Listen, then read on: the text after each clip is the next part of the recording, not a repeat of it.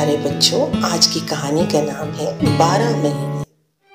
एक दिन एक बूढ़ी औरत अपने खेत में से बंद गोभी तोड़ने जा रही थी। रास्ते में गार पड़ रहा था जिसमें 12 आदमी रहते थे। उन्होंने बुढ़िया को अपने पास बुलाकर कहा, बी अम्मा, ये बताओ सबसे अच्छा महीना कौन सा है?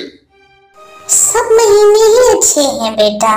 देखो, 2 जनवरी में सफेद सफेद बर्फ गिरती है, फरवरी में बारिश होती है और मार्च में हर तरफ फूल ही फूल खिल उठते हैं। बाकी सारे महीने भी बहुत अच्छे हैं। बी अम्मा, तुमने तो हम सबकी तारीफ कर दी, इसलिए हम तुम्हें इनाम देना चाहते हैं। तुम जानती हो, हम ही 12 महीने हैं। उन्होंने टोकरी में बहुत सा सोना भरकर बुढ़िया को दे दिया। बुढ़िया ने उनका शुक्रिया अदा किया और घर चली आई। घर आकर इसने अपने बच्चों को सोना दिखाया और इनसे कहा, अब हम बहुत अमीर हो जाएंगे। देखो तो मैं कितना सोना लाई हूँ। इसी वक्त बुढ़िया की एक हमसाई वहां आ गई।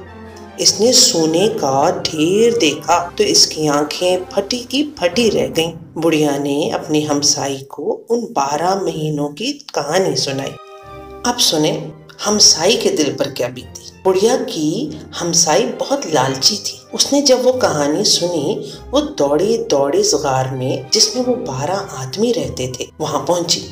उन्होंने हमसाई से पूछा, बी अम्मा, सबसे अच्छा महीना कौन सा है? खुदा लगती बात तो ये है कि कोई महीना भी अच्छा नहीं होता। देखो ना, जनवरी में बर्फ पड़ती है, फरवरी में बारिशें शुरू हो जाती हैं और इसी तरह हर महीने में कोई ना कोई बला नाजिल होती है।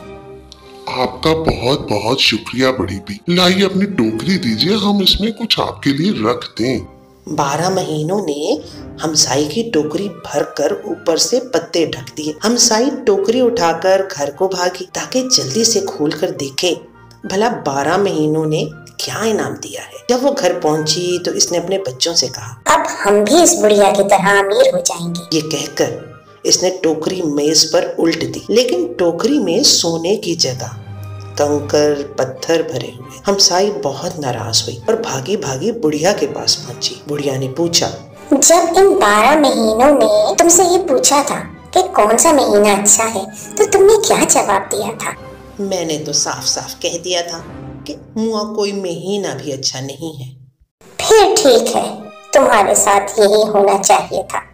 भला कोई अपनी बुराई सुनकर भी इनाम देता है? क्या खूबसूरत बात सिखा गई ये छोटी सी कहानी। कहने को तो शायद बच्चों की कहानी होगी, लेकिन हम सब बड़ों के लिए भी एक सबक दे गई कि जब किसी से बात करें तो ऐसे करें कि दूसरे सुनने वाले का दिल बुरा ना हो। कैसी लगी कहानी? अच्छी लगी तो लाइक कीजिएगा और चैनल को सब्सक्राइब करना ना भूलिएगा। ऐसी ही अच्छी और कहानियाँ लेकर हाजिर होती रहूंगी। तब तक के लिए इजाज़त दीजिए। खुदा हाफिज।